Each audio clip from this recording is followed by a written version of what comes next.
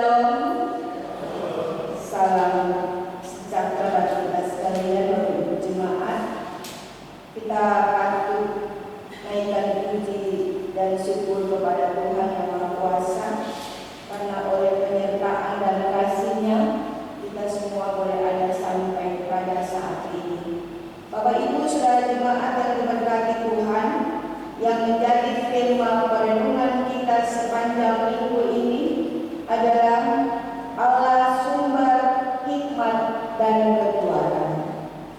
Bapak Ibu saudara jemaat yang diberkati Tuhan, kata hikmat itu dia berasal dari kata hakam yang berarti arif.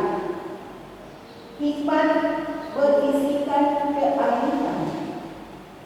Maka hikmat tidak dicari atau dituntut, tetapi hikmat diminta dari Allah. Sebab hanya Allah yang punya pengertian dan pertimbangan serta kekuatan yang melebihi semua kemampuan yang ada pada manusia. Oleh karena itu hikmat harus diminta dari Tuhan, sebab hanya Tuhan yang menjadi sumber hikmat. Karena itu orang yang mau berhikmat harus punya kedekatan yang intim dengan Tuhan. Bapak Ibu saudara jemaat yang diberkati Tuhan, mari kita lihat pokok pembacaan kita saat ini secara garis besar atau secara umum. Pokok pembacaan kita saat ini menceritakan tentang kisah mimpi Raja Nebukadnezar dari Babel, bermimpi tentang patung besar yang terdiri dari berbagai macam logam tradisi emas, tembaga, dan ia meminta orang-orang bijaksana dan ahli tafsir untuk menafsirkan mimpinya, tetapi mereka pun tidak bisa menafsirkan mimpi raja tersebut. Dan atas kekuasaan yang dimiliki raja, dia memerintahkan untuk membunuh orang-orang bijaksana di Babel pada saat itu, termasuk Daniel dan teman-temannya. Nah, oleh karena itu Bapak Ibu Jemaat, dalam kondisi yang terancam orang-orang bijaksana, tapi juga Daniel dan teman-temannya, Daniel tidak tinggal diam, tapi juga dia tidak memakai kepintaran yang ada pada dia, tetapi dia meminta hikmat dan kekuatan daripada Tuhan. Karena Tuhanlah yang dapat memberikan hikmat dan kekuatan bagi manusia. Oleh karena itu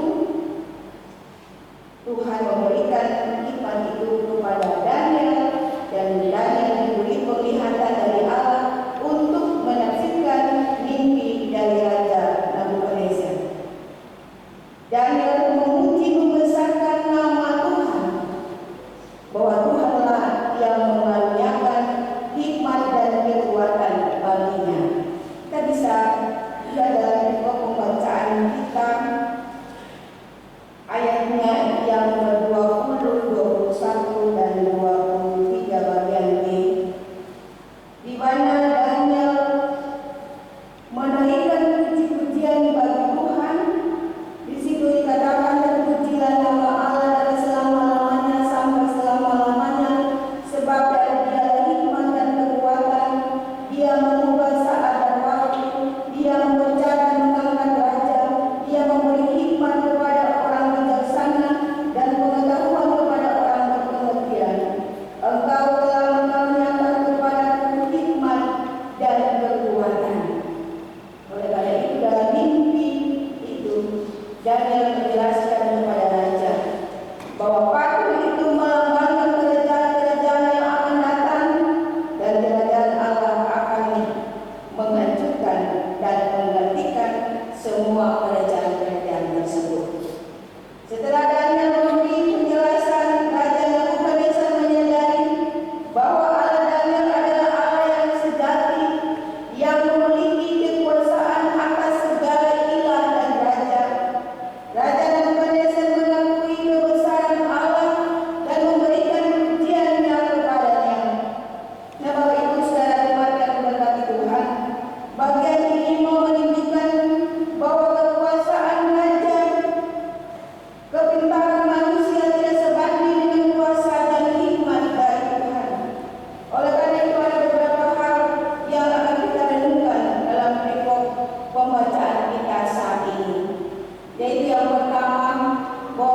harus mengakui dan meyakini kebesaran dan kekuasaan Allah melebihi kuasa-kuasa lain di dunia ini. Yang kedua, kekuasaan Allah atas raja-raja, meskipun raja-raja memiliki kekuasaan yang besar di dunia ini, akhirnya mereka tunduk kepada kemahakuasaan Allah. Ini menunjukkan bahwa tidak ada yang bisa bersaing dengan kekuasaan dan ketentuan Allah. Dan yang berikut, penyingkapan rahasia. Allah adalah yang maha mengetahui dan maha bijaksana. Dia adalah satu-satunya yang memiliki kemampuan untuk menyingkapkan dan rahasia, untuk mengajarkan kita untuk mempercayakan segala hal kepadanya, karena dia adalah satu-satunya yang mengetahui segala sesuatu. Yang berikut, pengakuan dan kebenaran. Raja Nebukadnezar meskipun awalnya tidak mengenal Allah dan akhirnya mengakui kebenaran dan kekuasaan Allah setelah melihat keajaiban dan kebijaksanaan yang ditunjukkan oleh Daniel. Ini mau mengingatkan kita tentang pentingnya membuka hati dan pikiran kita untuk menerima kebenaran dan menguatkan iman kita dalam mempercayai kebesaran akan Allah. Bapak Ibu Saudara jemaat yang diberkati Tuhan, belajar dari bagian firman Tuhan saat ini bahwa hikmat dan kekuatan manusia tidak ada artinya dibanding dengan hikmat dan kekuatan dari Allah. Banyak manusia menyombongkan diri dengan kekayaannya, kepandaian, dan kedudukannya. Padahal semuanya itu tidak ada artinya. Dengan sekali sentuhan Allah, semuanya itu bisa hilang dalam waktu sekejap. Kalau Tuhan mau, Bapak Ibu, kita punya harta benda, kita punya apa-apa yang kita miliki, kita bisa ambil sekejap saja. Manusia tidak memiliki kekuatan yang luar biasa selain Allah. Oleh karena itu kita tidak perlu membanggakan diri, menyombongkan diri dengan semua kelebihan-kelebihan kita. Entah itu kekayaan, pangkat, jabatan, pengetahuan. Tetapi pakailah semua itu untuk memuliakan nama Tuhan. Pakailah semua talenta yang Tuhan karuniakan kepada kita untuk menolong sesama-sesama kita yang membutuhkan. Kita juga dikuatkan dari firman agar ketika kita mengalami kesulitan, kita mengalami masalah-masalah yang berat sekalipun, jangan kita lari mencari pertolongan manusia atau pertolongan dunia ini, Bapak Ibu. Namun kita lari kepada Tuhan, sujud menyembah di kakinya, memuji Dia, maka Dia akan bertindak menolong kita. Dia akan bertindak memberikan jalan keluar, bahkan juga Dia akan bertindak menyembuhkan kita dari penyakit-penyakit kita. Asalkan kita datang kepada Tuhan dan meminta campur tangan kuasa yang lebih besar daripada segala kuasa di dunia ini, Bapak Ibu. Asalkan kita mau meyakini sungguh akan kasih dan kuasa-Nya, dan kita juga harus hidup seturut dengan kasih-Nya. Jangan hanya kita mau meminta Tuhan menjawab doa-doa kita, namun kita juga harus hidup taat, setia melakukan kehendak-Nya. Biasanya kita selalu mau Tuhan menjawab doa-doa kita, tetapi apakah kita juga bisa melakukan apa yang Tuhan mau dalam kehidupan kita, Bapak Ibu? Nah, ini yang menjadi pergumulan kita. Ketika kita mendatang perintah daripada Tuhan sesuatu, kita pun harus mengoreksi diri kita, menyadari semua perbuatan dan dosa kita, supaya permohonan kita kepada Tuhan didengar dan dijawab, seperti pembacaan atau khotbah minggu kemarin. Tuhan hanya mau mendengar doa dari Ayub. Tuhan hanya mau mendengar doa orang-orang benar, bukan orang-orang yang munafik. Ya, mau saja Tuhan jawab kita punya doa, tapi kita tidak mau melakukan kehendak Tuhan. Oleh karena itu, Bapak Ibu yang diberkati Tuhan, tema kita minggu ini, Allah adalah sumber hikmat dan kekuatan.